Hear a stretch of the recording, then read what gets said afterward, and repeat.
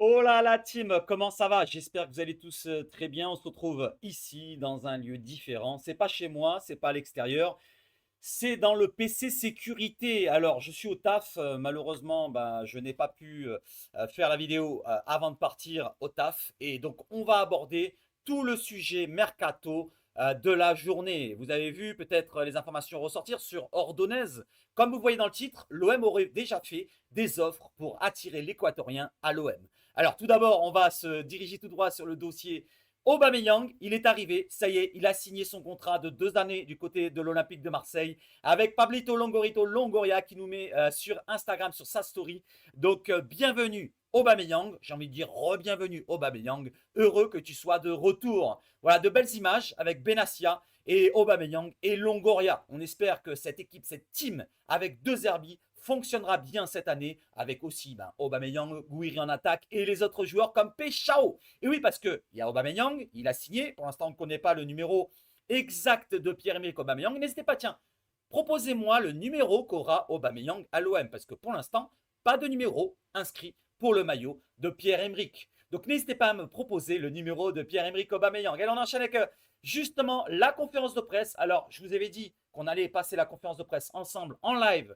Donc demain à partir de 14h, je crois, non, 13h si je ne me trompe pas, et ça devait commencer à 13h30 officiellement, mais désormais c'est à 15h. Donc Hakim de Z Arcos, donc le journaliste marocain, nous précise que ça sera à 15h, donc on sera là à partir de 14h sur ma chaîne pour passer un bon moment en live et pour voir si notre Pierre-Emerick Aubameyang aura des anecdotes par rapport à ce qu'il va montrer sur le terrain. Donc est-ce qu'il aura cette coupe-là ou une autre? De toute façon, on s'en fout de sa coupe. Le principal, c'est quoi? C'est sur le terrain. Donc, retour de Pierre-Emerick Aubameyang et on espère que ça se passera bien du côté de l'OM. Allez, passons à un autre dossier avec Pek Chao qui arrive à l'OM. Il est là à Marignane, c'était aujourd'hui aux alentours de 11h45 midi, si je ne me trompe pas d'horaire. Il arrive et do Brésil, il nous tire son écharpe de l'Olympique de Marseille et il nous fait une petite vidéo. Voilà, on va le voir ensemble et on y va et on écoute.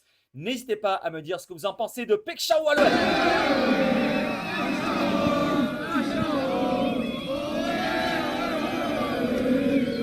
Paixão est là. Pek Chao est là, il est présent. Il va nous parler juste après, on va l'écouter et après on part sur les informations mercato et les autres dossiers parce qu'il y a aussi le latéral gauche de Giroud. Est-ce que tu vas me faire un retour son aussi parce que I'm feeling good. I'm really happy vraiment content to be here. It's a nice atmosphere.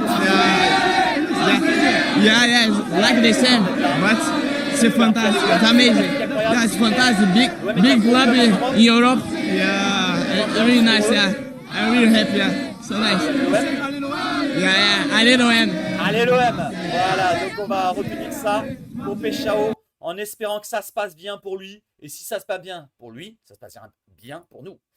Donc on y va, let's go, avec Joël Ordonez à l'Olympique de Marseille, Sacha Toveluri qui nous a informé hier, je crois que c'était le premier à ressortir l'information, comme quoi on était intéressé par l'équatorien du FC Bruges. Il y a aussi Foot Mercato qui a relayé des informations concernant Flamingo, mais on va se concentrer sur Ordonez, parce que Flamingo, ça a l'air d'être un peu moins chaud. Le club de Bruges, qui jouit d'autres intérêts, est entré en discussion concrète avec l'Olympique de Marseille. Marseille aurait offert un package global de 30 millions d'euros pour Ordonez, selon le journaliste brésilien, j'allais dire belge. On continue avec une autre information concernant Ordonez. Il est chaud pour venir à l'OM. Il est intéressé par le projet olympien qu'on lui a proposé. Et pourquoi pas pour faire une petite, pourquoi pas, mutinerie, pas une mutinerie, mais je cherche le mot, une blessure diplomatique à la Peccio, pourquoi pas. Joël Ordonez veut absolument rejoindre l'Olympique de Marseille. Avec son absence à l'entraînement du jour avec Bruges, l'Équatorien veut envoyer le message qu'il souhaite un deal entre le club, les deux clubs, on va dire entre l'OM et Bruges, qui soit trouvé. L'accord joueur-OM ne devrait pas être un problème concernant le joueur avec l'Olympique de Marseille. Comme Pek Chao, comme les joueurs qui veulent venir du côté de l'OM, comme tous les autres qui sont venus du côté de l'OM, tout le monde veut venir du côté de l'OM. Mais maintenant, il faut s'accorder avec le club de Bruges et on va voir que dans des médias, étranger. On nous dit qu'apparemment, on a trouvé un accord. Selon Johanna Calderon, une journaliste, elle nous dit qu'il est quasiment acquis que Joël Ordonez jouera avec l'Olympique de Marseille pour l'Olympique de Marseille. Le joueur a fait part de son intention au club de Bruges. Le transfert devrait coûter 32 millions d'euros. Alors vous allez voir, il y a un petit quiproquo sur le montant du transfert. On parle de 32 millions d'euros, peut-être 32 millions de dollars, peut-être, ce qui correspond à 28 millions d'euros. On va le voir après. Avec une participation de 15% en faveur du club de Bruges en cas de future revente. Donc voilà, un transfert encore assez onéreux, une grosse offre de l'Olympique de Marseille, que ce soit 28, 30 ou 32, j'ai envie de vous dire, c'est une grosse offre pour un gros prospect européen, j'ai du mal à dire ce mot, donc que ce soit Flamingo ou lui, c'est un gros apport pour notre défense. Alors, on visait peut-être un gaucher, mais apparemment, là, on se positionne sur un droitier. Alors, est-ce qu'on va se douter peut-être d'un départ, pourquoi pas, de Balerdi? Parce qu'on a une petite crainte aussi sur ça. N'oublions pas, il y avait des intérêts de Newcastle, si je ne me trompe pas, de la Juve, ici et là. Donc attention à ce dossier-là. Si on investit lourdement sur un défenseur droitier, est-ce qu'on ne peut pas penser à un probable départ de Balerdi? N'hésitez pas à me dire ce que vous en pensez. Moi, j'espère qu'on garde tous nos cadres. Balerdi, Højbjerg, Rouli, Greenwood, j'en oublie, Rabiot, pourquoi pas. Je veux qu'on les garde. Donc, on va essayer de garder et ficeler et c'est boulonner et boucler ce dossier-là de Balerdi à l'OM et ne pas le vendre pour une petite somme de 30, 40, 50 millions d'euros. Et il ne faut pas oublier non plus, parce que De Zerbi veut garder ses cadres et c'est son capitaine. Imaginons qu'on perd Balerdi pour une certaine somme, 50 millions d'euros. Qu'est-ce que dirait De Zerbi, si ça se passait mal pour l'OM à l'avenir? Imaginons ça se passe mal en septembre, octobre, novembre. On pourrait entendre dans les infos, dans les informations des médias, De Zerbi quitte l'OM parce qu'il n'est pas content du recrutement. Avec le recrutement d'Ordonez qui remplace Balerdi, ça ne pourrait pas correspondre à ce qu'attend peut-être De Zerbi. Alors on enchaîne derrière avec un autre dossier peut-être. Non, on continue avec Ordonez. Alors, excusez-moi, j'ai un petit truc qui me fait chier là. Voilà, on coupe. C'est une petite alarme. Joël Ordonez devrait bien devenir un joueur de l'OM. La transaction devrait être de 28 millions d'euros, plus 15% à la revente. Donc c'est la même information, mais retranscrite en mode français. On va dire que c'est plus 28 que 32, mais entre 28 et 32, il y a quoi comme différence? Vous allez me dire, c'est un gros transfert, tout à fait, pour l'Olympique de Marseille. On enchaîne avec un descriptif de GP13 qui nous décrit un petit peu plus le joueur. Donc Ordonez, on va voir un petit peu ce qu'il nous dit. Quelques anecdotes sur la future recrue Joël Ordonez. L'Équatorien, un très bon coup en approche pour l'Olympique de Marseille. Formé à l'Independiente del Valle, promu en équipe première du club de Bruges après 6 mois seulement, champion de Belgique, vainqueur de la Coupe, titulaire en Supercoupe en 2025, auteur de son premier but en Pro League dès la première journée, apprécié pour son calme, sa rigueur, son sérieux. Le coach, Nicky Hayne, on va le dire comme ça, il fait toujours le boulot malgré les rumeurs.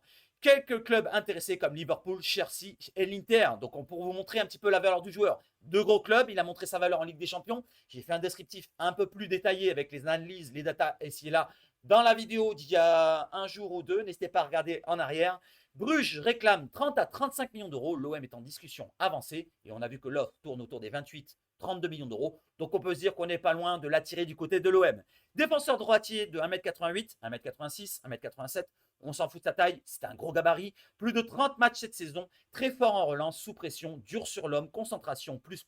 Aujourd'hui, joueur le plus valorisé du championnat belge. Il l'a dit, la première ligue me plairait, mais l'OM peut griller tout le monde. Compatible avec De Zerbi, relance propre, duel aérien, maturité, gros QI défensif. Si ça se fait, c'est un coup Ligue des Champions pour l'OM. L'avenir, mais déjà prêt pour le présent. Donc on va attendre de voir ce que ça va donner sur le terrain maintenant. C'est le plus intéressant, c'est le plus important, c'est le terrain. Ça peut être un gros prospect, un gros talent. Il est encore jeune, il a que 21 ans. Donc il peut avoir des défauts. Voilà, parce que ça a beau être un gros talent, mais à 21 ans, tu n'es pas complet, j'ai envie de dire. C'est comme on avait recruté à l'époque en prêt d'Arsenal, on s'en souvient, Saliba. Il avait été énorme, mais il avait quelques petits défauts. On s'en souvient, il y avait des matchs où il se sentait peut-être supérieur à ses adversaires et il s'était fait avoir. Par exemple, le match contre Lyon, on s'en souvient, avec Dembélé, pas Dembélé le Parisien, mais Dembélé le Lyonnais, celui qui avait les gros yeux comme ça. Et il avait mis un doublé, si je ne me trompe pas, et il avait mis la misère dans le match à Saliba. Il y avait d'autres matchs aussi, Saliba, où tu es en difficulté, contre Galatasaray, si je me souviens bien, en Europa Conference League, ou contre la Lazio, si je ne me trompe pas. Donc voilà un petit peu ce qu'on peut se dire d'Ordonez. C'est un jeune joueur en devenir, mais il faudra être patient. Voilà, comme tous les joueurs qui arrivent à l'OM, il faudra être patient. Donc Ordonez, chaud artichaut pour l'OM, et on enchaîne pour voir quelle défense ça nous donnerait, parce que ça serait une défense sud-américaine. Comme il nous dit, Real algérien. Il nous dit quoi? Roulier au gardien, donc Albicéleste argentin. Murillo à droite, panaméen. Ordonez, équatorien. Balerdi, argentin. Medina, argentin. C'est la team sud-américaine. Beaucoup de grinta dans cette ligne défensive. Et le gardien, pour une défense de fer, avec Balerdi, Ordonez, Murillo, Medina, on peut se dire qu'on se renforce en défense ou pas? N'hésitez pas à me dire si vous pensez qu'on se renforce, si on fait cette défense-là, par rapport à celle de l'année dernière où on avait Balerdi, Kondogbia, Murillo à droite, voire Garcia, Merlin à gauche. N'hésitez pas à me dire ce que vous en pensez. Je trouve qu'on se renforce terriblement. Ça, c'est mon avis. Après, il faudra du temps. Il faudra que les automatismes se créent, l'osmose se crée. Mais j'ai confiance. Avec 2 Herbies à la manette, ça va fonctionner. Allez, on enchaîne avec un autre dossier pour la défense. Justement, ce n'est pas terminé. Et on pourrait apporter une autre touche, pas d'Amérique du Sud, mais une touche latine quand même. C'est un Espagnol de Gijón. Alors, on ne l'a pas vu contre nous. Il n'a pas joué contre l'OM. C'est Miguel Gutiérrez. C'est un très bon jeune. Voilà, il a 24, 23, 24 ans, 25 ans, je ne sais plus quel âge. On va le voir dans sa fiche Transfermarkt. C'est un très bon jeune qui peut nous apporter de la qualité. Voilà, il a fait une grosse saison du côté de Gijón avec plus de 30 matchs pour 6-7 passes ici. On va le voir tout à l'heure dans ses stats. Un gros prospect, pourquoi pas, on peut le dire aussi. Voilà, parce qu'il est encore très jeune. Il peut monter encore en valeur. Donc 24 ans, qui joue du côté de Gijón. On ne l'a pas vu face à nous, je le répète. Et il est latéral gauche, donc à Gijón. Donc on va lire un petit peu l'information. L'OM aurait formulé une offre alléchante pour Miguel Gutiérrez, 24 ans, espagnol. Le latéral gauche des Gijón est aussi dans le viseur de Napoli, qui pourrait accélérer pour boucler sa venue. Donc du côté de Gijón, il réclame aux environs des 20 millions d'euros. Donc il faudra investir la vingtaine de millions d'euros pour recruter Gutiérrez. Mais c'est chaud. Dans tous les dossiers là, on accélère, que ce soit Pekchao. J'avais réclamé qu'on investisse de l'argent, vous vous en souvenez, il y a quelques jours, avant que ça se fasse pour Pekchao, j'avais dit, il faut maintenant investir la Moulaga. Et on l'a fait sur Pekchao. On va le faire sur, Ordonez et pourquoi pas sur Gutiérrez. On va se faire une grosse équipe, les amis. Je reste de plus en plus confiant, je suis de plus en plus optimiste pour la saison qui arrive. Après, il faudra voir pour le milieu de terrain. On en parlera quand on abordera ce sujet-là. Et c'est juste après, parce qu'il y a du milieu de terrain juste après. C'est pas terminé. On parle de Gutiérrez, on voit sa fiche Transfermarkt. Allez, on y va. Trêve de bavardage, on y va. J'ouvre. Alors, si ça traîne, c'est parce que je suis sur mon PC du boulot. Et ça rame parce qu'il n'a pas beaucoup de RAM justement. Donc Gutiérrez, donc voilà, donc il n'y a pas les trucs qui sont mis en lumière que j'avais mis. On va appuyer dessus sur le bouton pour voir si ça s'allume. Les couleurs ici et là, non, il n'y a pas de couleur qui s'affiche, mais c'est pas grave. Je vous lis la fiche Transfermarkt de Miguel Gutiérrez. Donc Miguel Gutiérrez de son nom, de son prénom Miguel, 24 ans, il est né le 27 juillet, il vient de les avoir il y a 4 jours, donc pour son anniversaire, partir de Gijón, ce serait un bon coup pour lui, et pour nous aussi. 1m80, arrière gauche, espagnol, à de multiples reprises. Il n'a pas de sélection pour l'instant avec la Rora. 2027, son contrat, 20 millions de valeur à l'estimation de Transfermarkt. Je continue et je descends. Il a joué cette saison 36 matchs pour 2 buts, 6 passés avec Gijón. Et vous regardez, il a joué même en Champions League 6 matchs, 1 but. Donc on ne va pas regarder que les stats, mais c'est important pour vous montrer la valeur du joueur. Il a marqué quand même 2 buts dans la saison et surtout 6 passes décisives. C'est un bon centreur. Il est très offensif, porté vers l'avant. On va le voir dans les datas tout à l'heure avec un data descriptif par rapport à Luis Garcia. Voilà, vite fait, bien fait. J'ai pas eu le temps de faire vraiment très précisément. Je suis pas à la maison. Voyez plus la chose. Donc voilà un petit peu cette saison. On peut le voir aussi derrière pour son profil au total. Voilà, donc avec toute sa carrière, on le voit là. Donc il a joué 107 matchs en Liga pour 5 buts, 18 passes D. Donc c'est quand même assez conséquent. C'est plus d'une passe D tous les 10 matchs, presque 2 passes D tous les 10 matchs. C'est quand même assez intéressant en termes de stats. Je parle des centres pour pourquoi pas apporter du danger et dédoubler sur le côté gauche avec Jonathan Rowe ou Pekchao, apporter du danger. Comme sur le côté droit avec, on va le voir après, Timothy Weah ou Murillo. Je continue. En Champions League, il a joué 7 matchs, donc 6 avec Gijón et une avec qui? Avec le Real. Et oui, parce qu'il a été formé au Real, donc plus ou moins préformé, parce qu'il était formé avant, mais il est passé par la Castilla. Donc il a joué au Real, il a fait une rencontre avec le Real en Champions League. Donc voilà le joueur qui a quand même de référence, même s'il a que 24 ans. Et dans ses postes qu'il a occupés, c'est arrière gauche à 133 reprises, 21 fois en milieu gauche. Donc c'est vraiment que le couloir gauche. Il a joué à une reprise en milieu central. Donc ce n'est pas vraiment son poste. Son poste préférentiel, c'est sur le couloir gauche. Il a une bonne patte gauche, donc il ne va pas jouer à droite. Donc au moins, il sera sur son poste préférentiel à gauche. Et c'est ce qu'on recherche. Après le départ de Merlin, il faut renforcer notre côté gauche. On n'allait pas que se diriger vers Medina, Garcia. Non, il faut un gros renfort. Et pourquoi pas, lui, il pourrait l'apporter. Donc maintenant, voyons voir un petit peu une vidéo, si elle va se mettre en place. Voilà, j'attends un petit peu. Il y aura un petit peu de laps de temps, de latence. On attend 1, 2, 3, 4, 5 secondes. On est ensemble, vous inquiétez pas. C'est long, mais c'est bon. Voilà, comme on le dit, c'est long, mais c'est bon. Et ça traîne, ça m'énerve. Voilà, je ne pourrais pas faire de coupure dans le montage, donc je vous parle, le temps que ça arrive, vous voyez que le X qui arrive, la vidéo arrive. Vous inquiétez pas, je suis là présent avec vous. Donc demain, je vous rappelle, on se retrouve demain sur la chaîne en live. N'hésitez pas à donner de la force dans le live de demain. Voilà, on est à environ des 33 petits pouces. N'hésitez pas à monter à 40, pourquoi pas, 50. J'avais réclamé 100 pour voir un petit peu si vous allez m'écouter. On n'est pas monté jusqu'à 100, mais on a fait un tiers quand même. C'est quand même pas mal comme objectif d'atteindre le tiers. Donc, ça arrive pas la vidéo. Donc, on va se dire next pour la vidéo. Je suis désolé. Voilà, donc on va voir directement peut-être la comparaison. Voilà, on va voir si ça revient tout à l'heure. Je reviendrai tout à l'heure. Donc, la comparaison avec Ulysse Garcia. Donc là, elle arrive directement parce qu'il y a moins de RAM à demander. Donc, Miguel Gutiérrez, vous le voyez, il est en bleu. Et Ulysse Garcia, il est en rose. Ulysse Garcia, on le voit dans le domaine aérien, il est supérieur dans les duels défensifs, il est supérieur dans les courses, il est légèrement supérieur. Dans tout le reste qui correspond au centre, passe décisive et passe progressive, c'est égalité, on va dire, c'est plutôt porté vers l'avant, et ben c'est à l'avantage de Miguel Gutiérrez. Il va beaucoup dédoubler, beaucoup centrer, beaucoup faire de passes décisives. Donc c'est important de le souligner pour pourquoi pas apporter du danger côté gauche et sur le côté droit avec Timothy Weah qui va venir. Ça correspond tout à fait à ce qu'attend De Zerbi. Il veut beaucoup de danger sur les couloirs, dans l'axe aussi, mais sur les couloirs apportés par la vitesse d'un Péchao sur le côté gauche, d'un Jonathan Rowe sur le côté gauche, d'un Greenwood sur le côté droit, d'un Timothy Weah sur le côté droit, donc d'un Miguel Gutiérrez sur le côté gauche. Donc, voyez un petit peu tous ces profils-là qu'on vise, c'est tous des profils qui peuvent être polyvalents pour pourquoi pas monter et dédoubler devant et sur le côté droit, pareil. Donc, j'enchaîne et je vais retourner pour la vidéo voir si elle est là. Elle n'est pas là, donc on la verra demain ensemble en live. En avant, conférence de presse, on regardera tout précisément, vidéo du descriptif de Gutiérrez, comme ça sera plus précis. Allez, on va sur un autre dossier et on va sur quoi? Je crois que c'est sur Timothy Weah, si je ne me trompe pas, si ça veut bien ouvrir la page. C'est pénible et c'est repénible par derrière. C'est pénible de chez pénible. Donc on va aller voir derrière. Allez hop, on y va. Let's go cacao. Et on y va tout de suite. Avec Sacha Tavolieri qui nous dit pour Timothy Weah, l'Olympique de Marseille a fourni exactement la même proposition que Nottingham Forest, on le sait, à la Juve. Un prêt avec obligation d'achat de 14 millions d'euros. Le camp Weah ne comprend pas pourquoi Damien Comolli accepte au NFC, donc le Nottingham Forest Football Club, on va dire, ce qui refuse à l'OM à suivre. Donc, c'est très bien, voilà. Donc, du côté de Comolli, peut-être qu'il veut plus d'argent pour recruter un autre joueur, comme je vous l'avais dit, Molina, qui vise du côté de l'Atlético. On va voir peut-être avec Fabrizio Romano qui nous dit quoi. Il nous dit quoi si ça s'ouvre. Il nous dit que Damien Comolli, alors si ça n'arrive pas à l'écran, je vais vous dire ce qu'il a dit, Damien Comolli.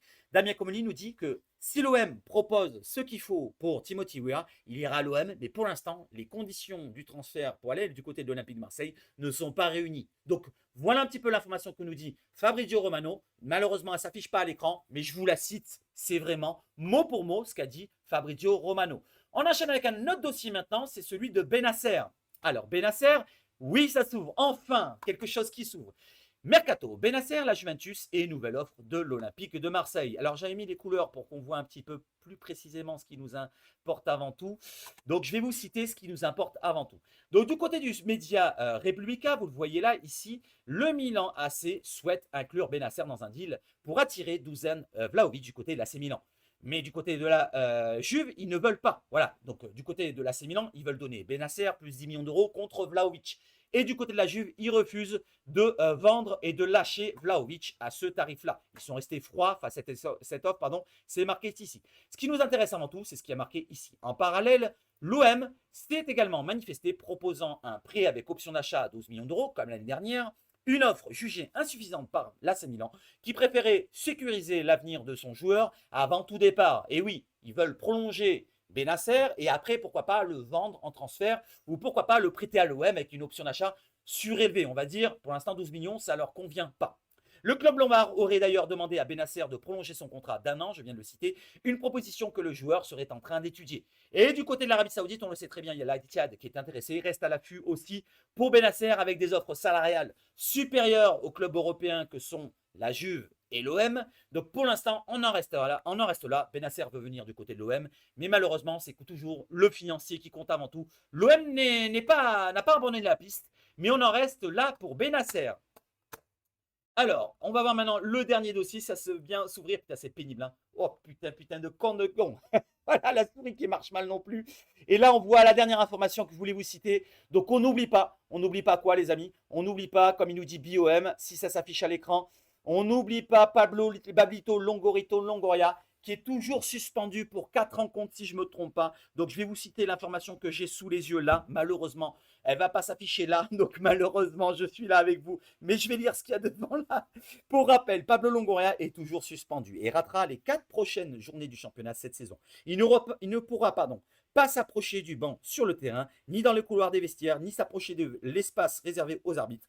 Il pourra toutefois prendre place en tribune présidentielle au Vélodrome. Donc Pablo Longoria, il fait du bon travail et on espère que ça se passera bien pour lui pour ces 4 prochaines rencontres et qu'il nous revienne en forme dans 5 rencontres pour, pourquoi pas, il y a le match bientôt, OM Paris. Je ne sais pas si c'est la 5e, 6e, 7e journée, je ne me rappelle plus exactement, le calendrier est pur et dur.